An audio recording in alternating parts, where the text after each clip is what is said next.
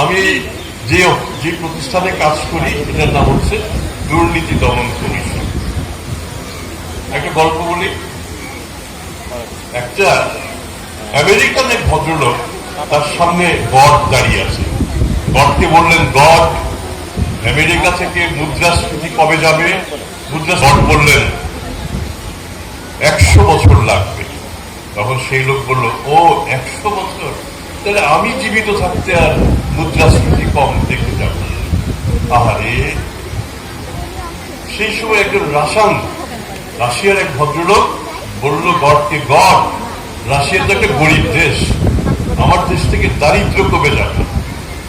God বললেন 50 বছর। লোকটা বুড়া ছিল, বয়স্ক ছিল। বলল, তাহলে আমি বেঁচে থাকতে আর রাশিয়া থেকে দারিদ্র যাবে না।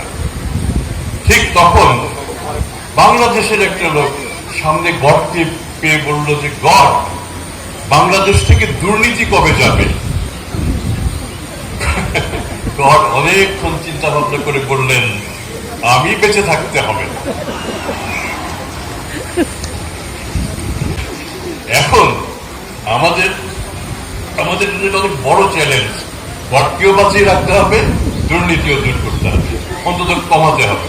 এবং সেই কাজটা কারা করতে পারবে? যারা বেশি করে বইপত্র পড়বে তারা।